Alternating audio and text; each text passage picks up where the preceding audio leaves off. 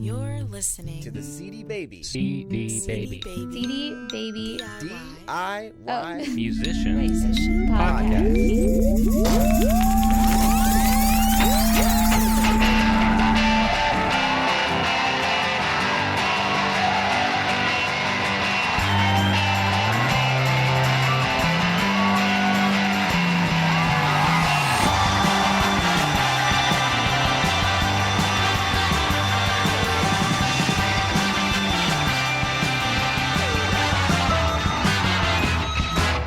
Hello and welcome to episode number 65 of the CD Baby DIY Musician Podcast. My name is Kevin Bruner, your host for the show, and on this episode we're going to hear from Matthew Ebel, an artist who is using the power of a live streaming service called UStream.tv to take his live show around the world without leaving his basement. Matthew's been using UStream as a part of his music promotion efforts for several years, and I think he really has it dialed in as far as delivering a quality live experience that keeps music fans coming back week after week. During the middle section of the podcast, we get pretty technical, but I think it's really important that you hang in there, take note of the details, because as an indie artist, I think services like UStream are an excellent opportunity, and the nitty-gritty details are the types of things that can help you take your live streaming show to the next level. So let's get to my interview with Matthew Ebel.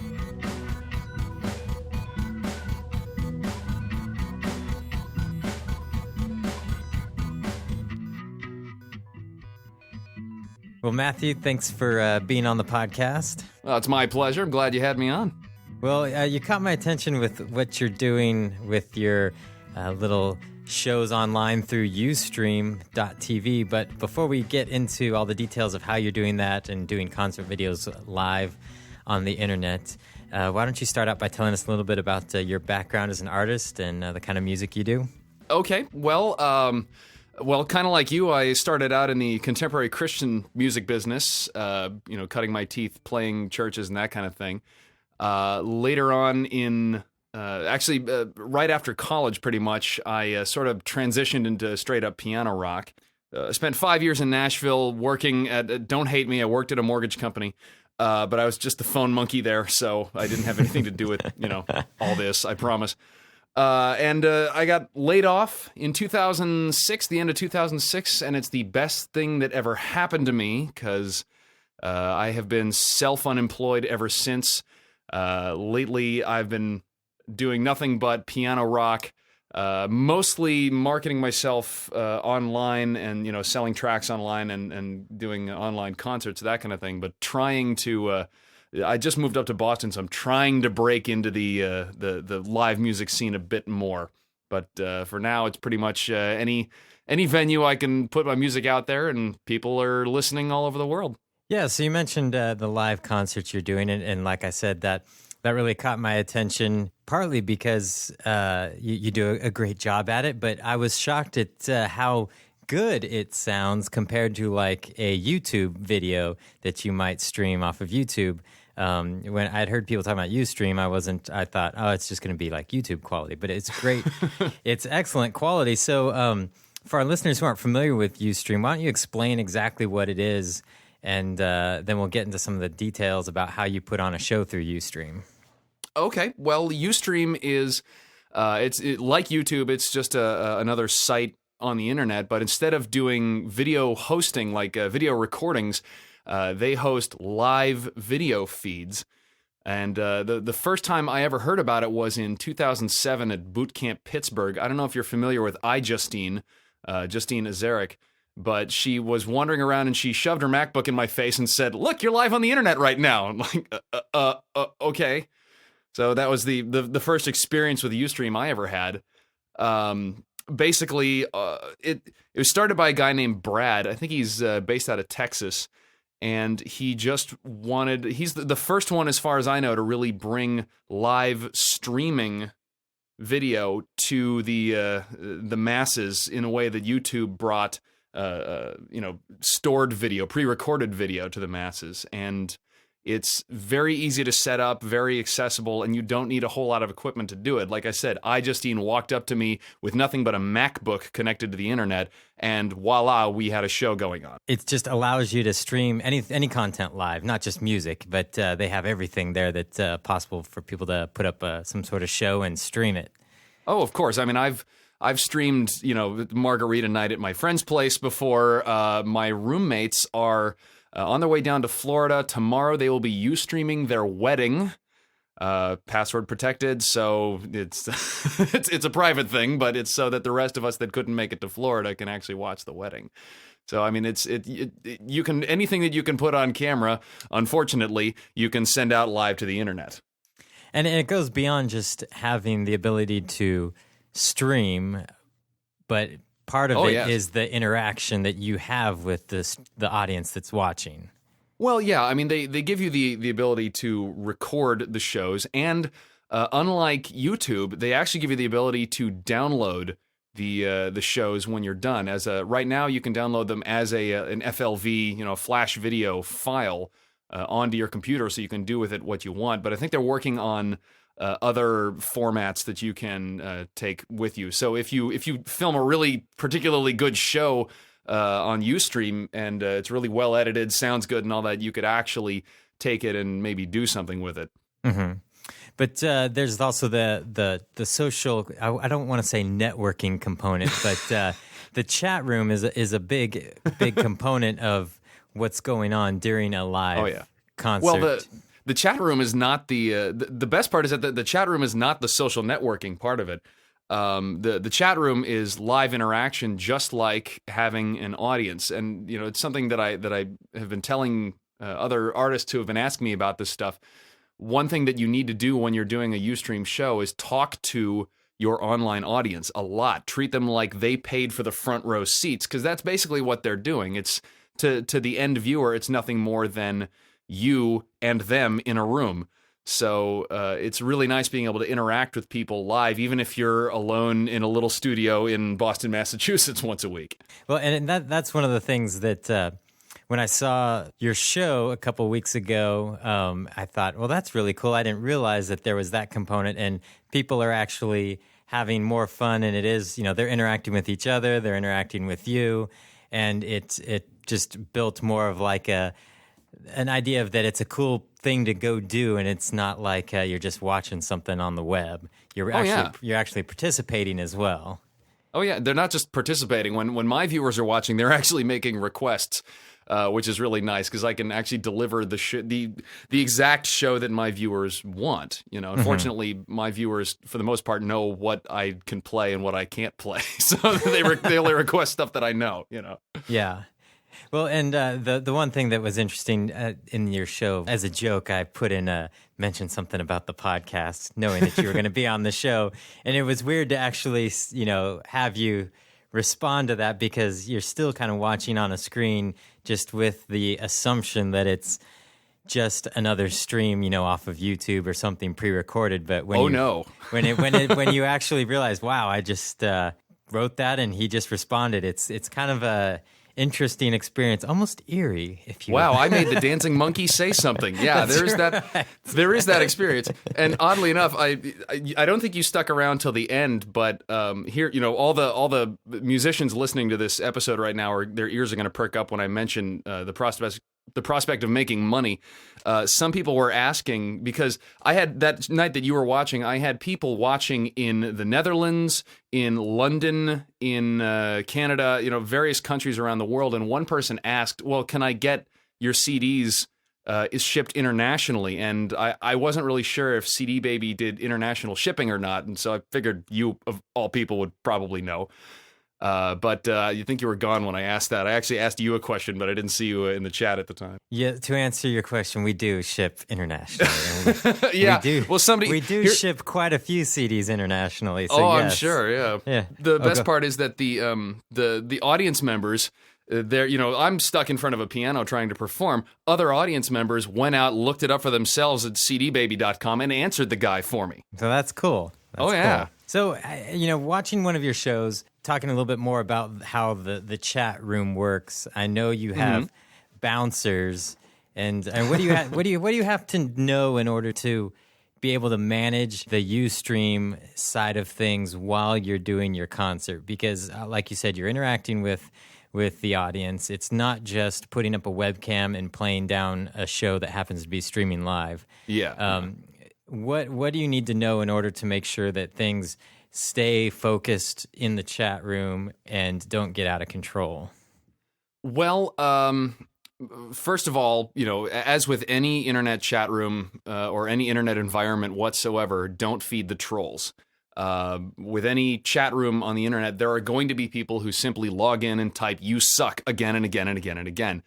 And I mean, these are the same people who are torrenting your music for free anyway as soon as they're off the stream. I mean, they're not worth the calories you'd burn even thinking about them. Mm-hmm. So there are ways to try and moderate that, namely by moderators. One thing that you can do in the UStream chat is actually an IRC chat, so anyone with an IRC chat client can join in as well using their preferred client. But if you just want to log in via the website, there's the Flash-based chat client, which I think you saw. If you're using the UStream chat and you're the guy doing the UStreaming, you can click on somebody's name and a little menu will pop up. You can make them a moderator. So if your if your girlfriend or boyfriend or manager or agent, A&R rep, whatever, if they're live in the feed right now, you can officially nominate them as a bouncer, and then they have the ability to ban people, to allow people to post links, to de-voice people so that they're not kicked out of the chat, but they just can't type anything, that kind of thing. Okay. And UStream itself, actually, in the show, when you set up a show, if you already know some people who are going to show up on a regular basis and you want to always make them moderators, I have, like, my roommates or some of my friends here in Boston, when they show up, I know that they're sensible. I know that they're going to, basically cover my behind. Since I can't always be policing my own chat room, you can actually enter in the name of registered UStream members as persistent moderators. So anytime they show up, they're automatically made a bouncer. It just makes it that much easier to try and maintain civil order in your riotous crowd. I've obviously only seen UStream as a participant of the audience.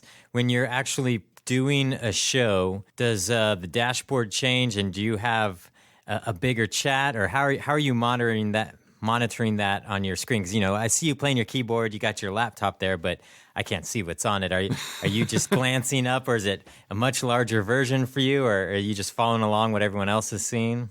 Well, my setup is kind of split in half right now, but the way that you can do it, like if you're on a one computer setup, the UStream broadcast control panel, and by the way, it takes like no time to just set up a show. If you have a MacBook, or something with a webcam, you can actually just sign up for an account with UStream and set up a show inside of like 5 minutes and just test this stuff out for yourself.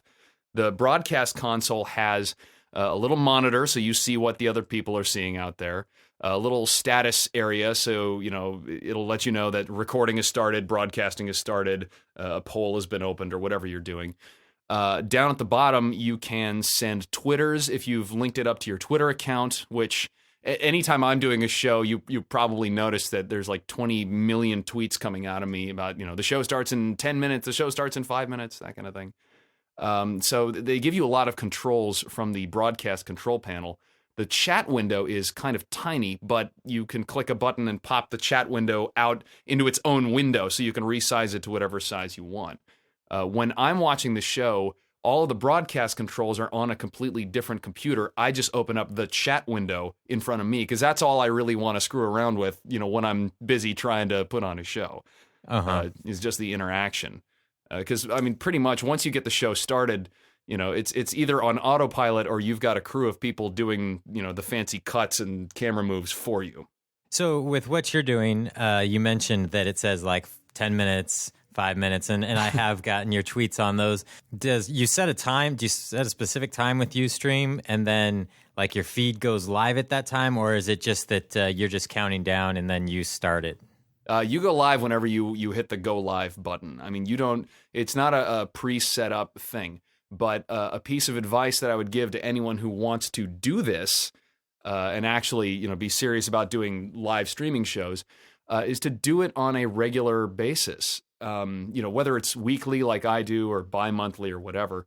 A lot of people will jump into my show like in the last 5 minutes because I'm on the front page of UStream.tv, and they just sort of caught me as they were surfing through. They come in the last 5 minutes, they love what they see, they only catch the last 2 songs of the show, and they want to know when they can see more. Well, if you have a regular show, you can, I tell them, show up at 6 o'clock Eastern time next Tuesday, and you'll get to see the whole thing. And 9 times out of 10, those people are there 10 minutes early for the next show. As far as the countdown goes, that's just me trying to build hype before the show. I usually start sound checking an hour beforehand. So while I'm sound checking, I tweet, show starts in an hour, come here. Show starts in 30 minutes, come to MatthewEbel.com/Ustream. Trying to get people to boot them in the door. So once you started the countdown this past week, I noticed that at one point you actually popped up on the homepage of UStream. How did you manage that? Is there something that a little inside trick that you learned? Well, kind of. As far as I know, there is actually first of all, they have featured UStreamers. I'm one of them. I've been doing this since 2007. I've met Brad, the guy that founded UStream. And he's a really nice guy, and he's working his butt off trying to get people's shows the best coverage he can. So since I've been doing this for a long time, 2007, relatively that's long eternity time. In web years. Yeah, exactly. This is like 40 years ago when I started doing this. When UStream was still a wood burning, coal-fired operation. I guess I must have been one of the few musicians that was actually doing this. I know that Brad either used to be or still is a musician himself, him and I think some of the other founding members of UStream. So they kind of have a soft spot for performers. And I think this was really why they wanted to start UStream up in the first place, was for musicians. As far as getting myself on the front page, I kind of have an in because I've been doing this for a while, but I believe that at any given time, unless there's a featured UStreamer on, the most popular, viewed show is going to be what ends up on the front page. Oh, okay. So if you get, like the inauguration, that ended up on the front page. Oh, you mean your concert wasn't more popular than that? Not in your life. No. Most I've ever had was about 500 people. And the reason why I was curious about the scheduling is because in this previous one, the show this past week, you popped up on the front page before you actually started, and someone in your chat room told you, "Hey, you're on the front page now."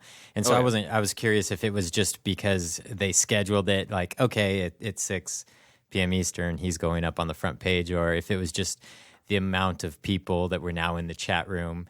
But you get, speaking of the amount of people in your chat room, you get a fair amount. One of the shows I saw, you had well over 300 people that were there watching you consistently. Yeah, Is that a pretty... Well, and last week there was like 85. I mean, sometimes some days it's good, some days it's bad. Just like with any other tour you go on. It all just boils down to how many people are, obviously how many people know about you in the first place. That always helps. But one of the things that really drives up the viewer base is getting your fans to embed the show on their sites. And this is one of the really powerful parts behind Ustream. Just like YouTube, you can embed the video, not recorded video. You can embed the live video on websites. So if you do a Ustream show and it's not on your MySpace page, you're missing the point. If it's not on your blog, oh crap, I don't think I have mine embedded on my blog. But most of my fans know about it by now, But you can get your fans to do that. You can get, and I actually encourage my fans to embed my show, on their MySpace page or their blog or their live journal or whatever, and then put up their own affiliate links to CD Baby or iTunes or Amazon to basically, make them some money selling my CDs. It benefits both of us that way. But if they can, drive traffic to their own site and sell some of my product and make some money for the both of us, it's pretty much good all around that way, and you're spreading good music that way too. Yeah, and there are some social networking functions built into UStream that allow people to Twitter it real easily and start passing it around that way. Because one week I know I got a lot of Twitter posts from some of your fans saying, "Why wasn't I watching the show?" Yeah, that was kind of my fault. Yeah, I'm sure it was. I suspected you from the beginning. Sorry about that. That's all right.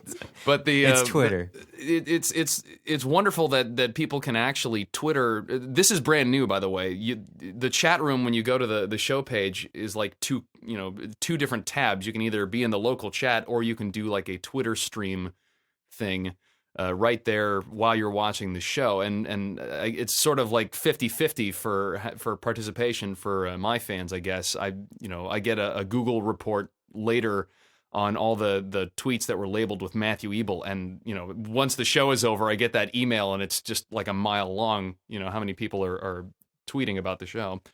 There's also social networking aspects on UStream itself. You can have friends that are that have shows. You can follow certain people so that when you log into your UStream dashboard, you'll see like, oh, I've got 2 friends who are doing their shows right now.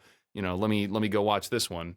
Yeah, that's cool. I think it's a really useful tool, and I'm hoping that especially the artists that listen to this podcast that can't really tour, that have some limited means to get out there and play. But this is a cool tool to expand their reach and do some things live, and that's much cheaper than recording albums. But let's talk a little bit about the technical aspect of how you're pulling this off. We talked about UStream, how it works, but one of the things that I mentioned at the beginning that struck me is how good your stream sounded compared to like watching a video off of YouTube. I mean, it was the vocals especially were very crisp and sounded very nice, and it did feel more like a live show as opposed to just some crappy video that's streaming. What are you doing in order to feed your music into your computer and then ultimately into UStream, and also the video as well? Yeah, well, in order to do a UStream show, you only need 4 things: a computer, a camera, a microphone, and high-speed internet. So you can feed out whatever kind of show you want. If you use just the built-in microphone on your MacBook, it's going to sound like you're using the built-in microphone on your MacBook. As far as getting good audio quality, there are 2 ways to send a feed to UStream. They have their built-in broadcast console thing, which uses it's just a Flash-based application, just like any other, so it can access whatever webcam is plugged into your computer and whatever audio inputs you have available to your computer. There's also a couple of sliders on the built-in broadcast, one for audio quality and one for video quality. And if you're smart, if you're doing a music show, you'll turn the video quality down to like 75% or something like that, and crank the audio quality all the way up.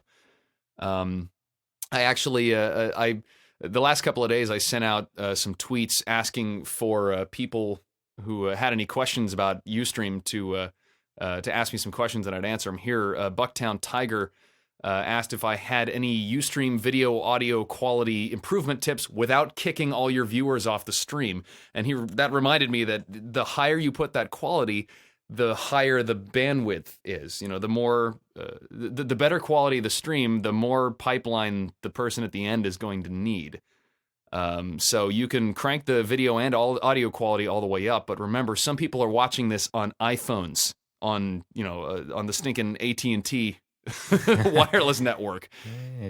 So they may not be able to watch your show if you crank the quality too high.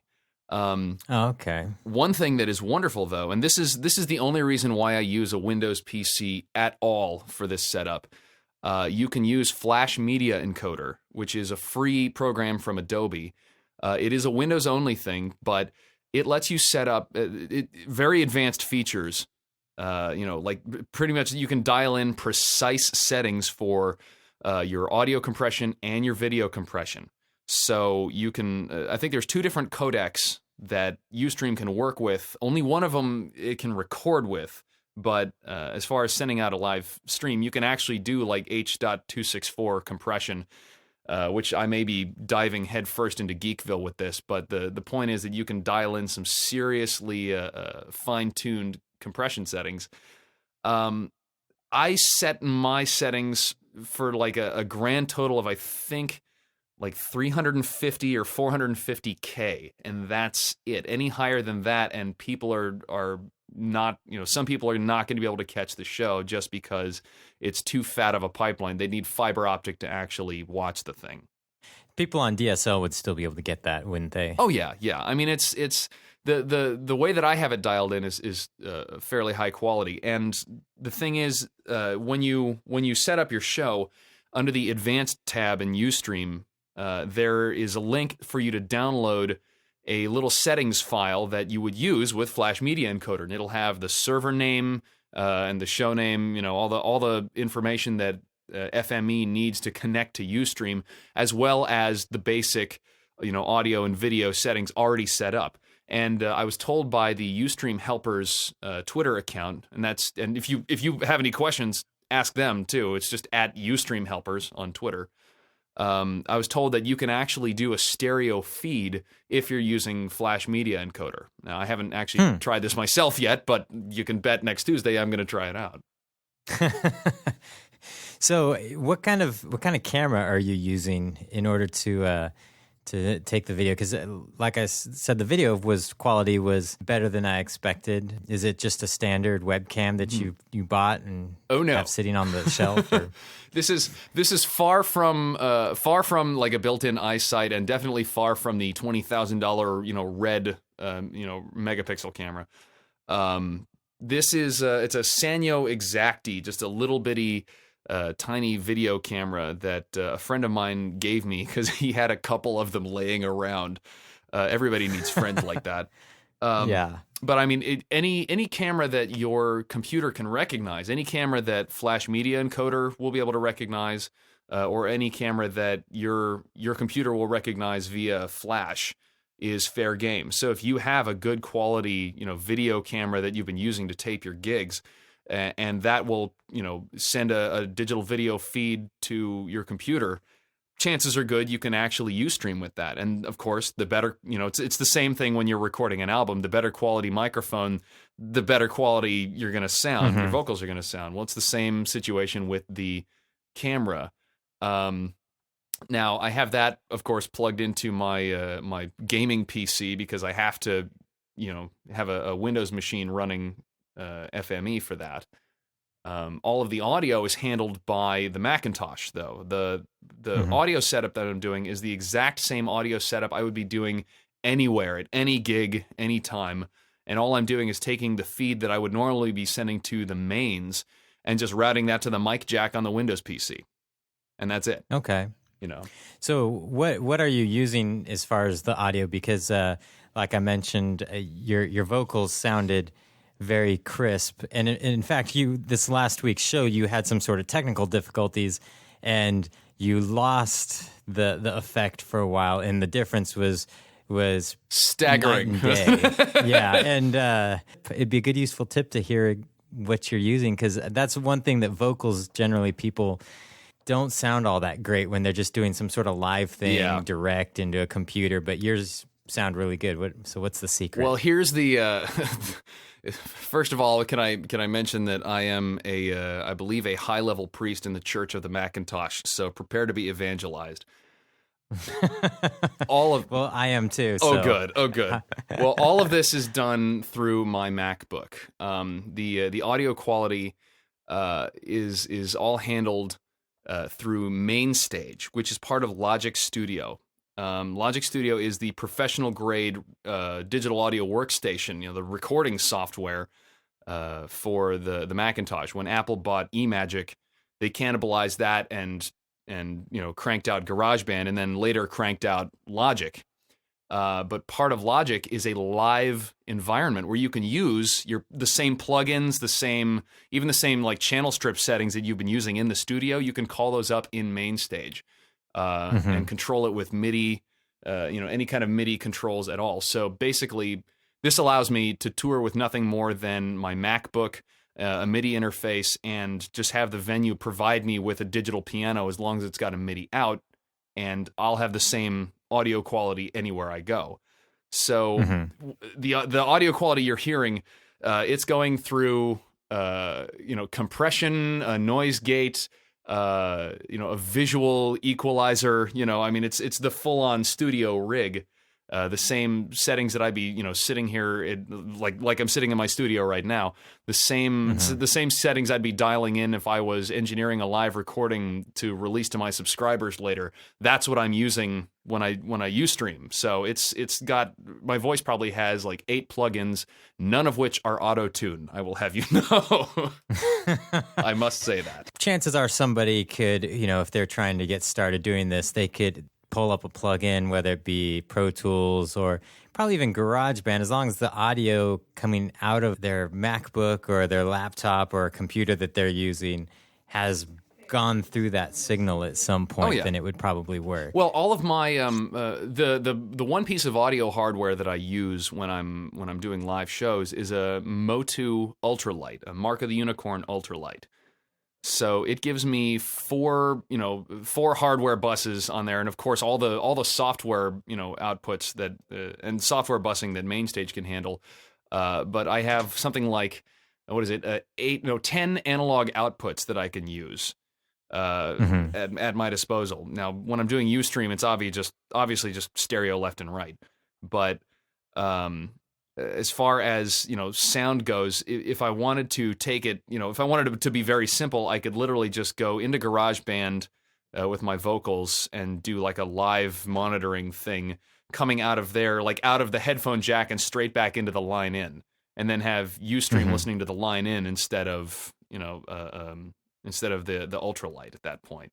When I do impromptu live streaming from live gigs, the camera that I'm using is actually just the built-in iSight on my MacBook, but I'm taking a monitor bus, a monitor send from my ultralight, and using a physical cable going from there straight into the input, the mic jack on the laptop, and that's what I send out to UStream. So it's kind of the same setup, just without the enhanced camera quality of Flash Media Encoder. Okay, so it's something where you can take a real simple approach, just go for the mic and iSight off your laptop, or you can get pretty technical with it. And it's dial it in. It's a beautiful thing. If you're like an acoustic guitar player, like I'm a piano player, so I have to get electronic to do this. But if you're an acoustic guitar player and you have a decent like room mic and a nice room to record in, all you really need is to just set that microphone up and run it through, a little bit of compression,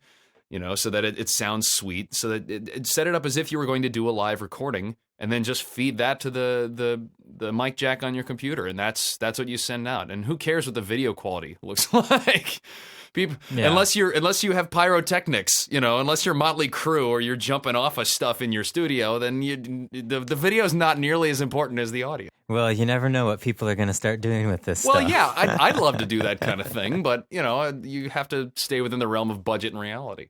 Yeah, that's true. That's true.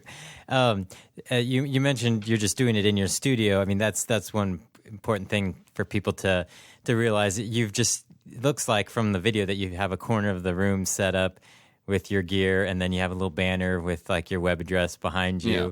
It's not like a fancy setup that they have to pull off in order to do something effective. I have said many, many times on the show, and if you can actually go back and look at the recordings of previous shows, those walls did not always look that pretty. They're plywood.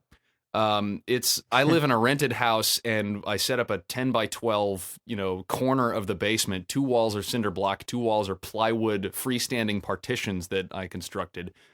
And the soundproofing is glorious $12 egg crate foam mattress pad from Walmart.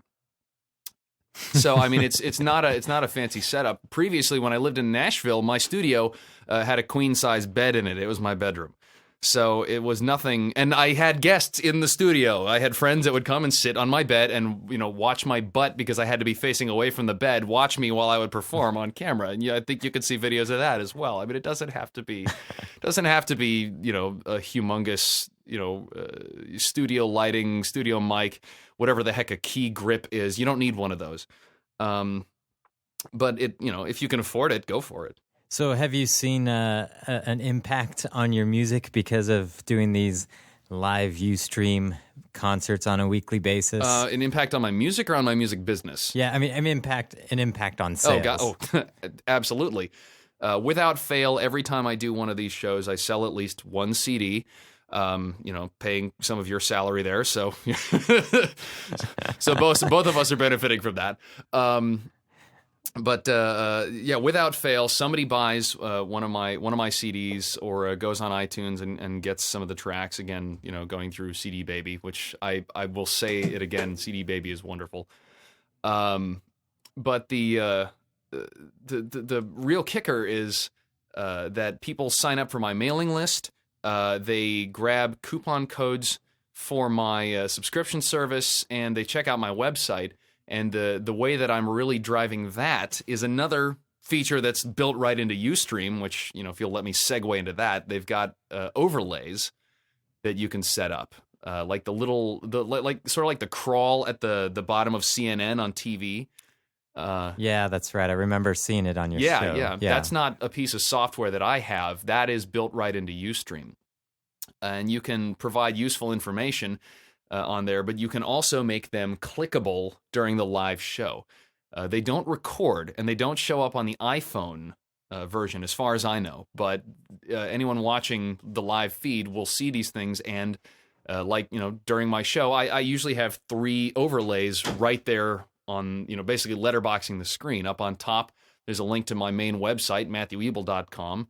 At the bottom, there's a link for people to get 3 free songs from me by joining my email list. And then I've got a little coupon code link in the bottom right corner for people to get a free month of my my All Access Pass.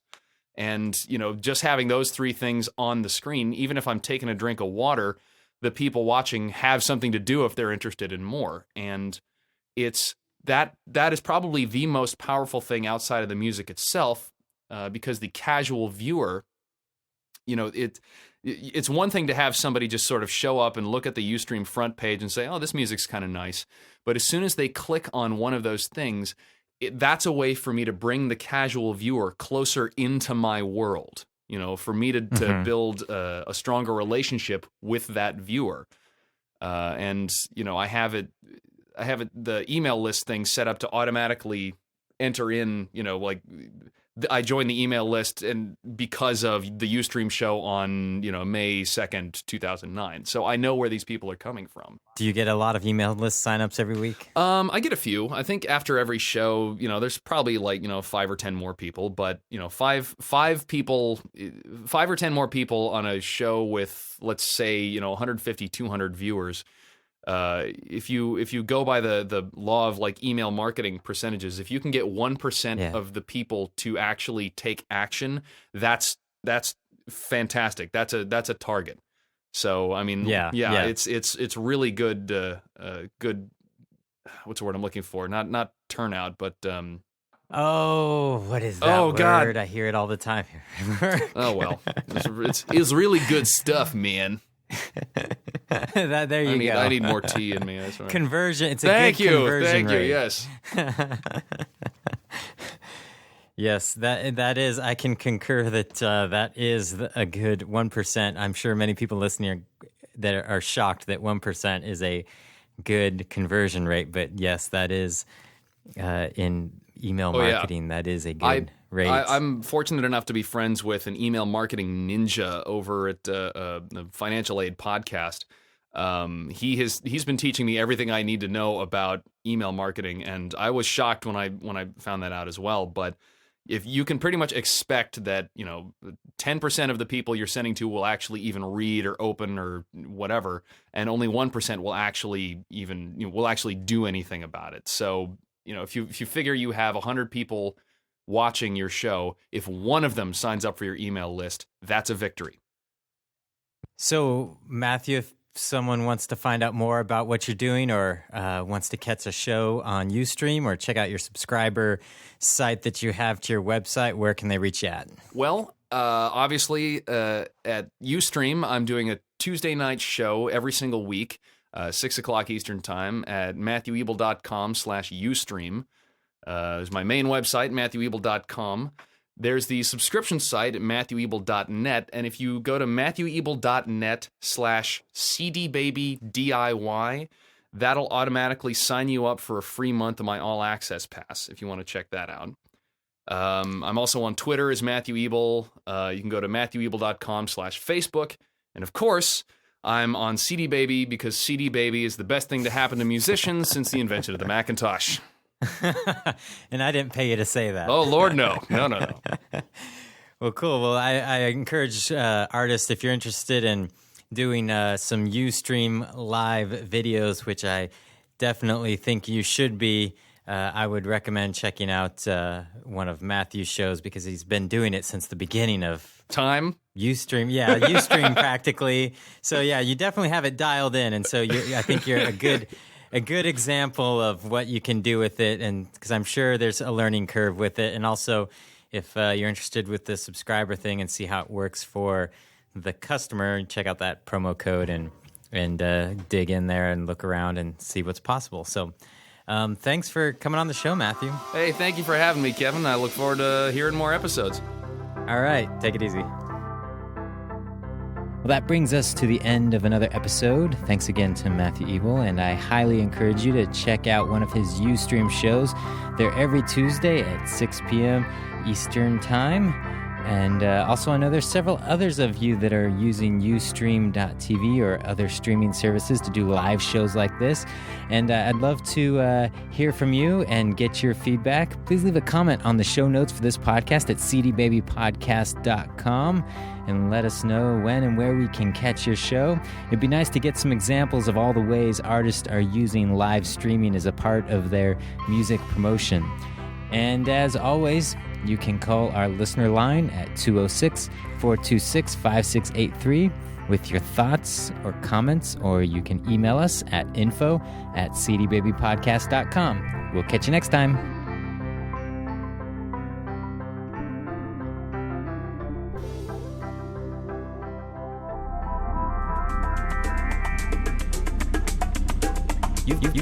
You've been listening to the CD Baby DIY Musician Podcast, broadcasting from Portland, Oregon, USA.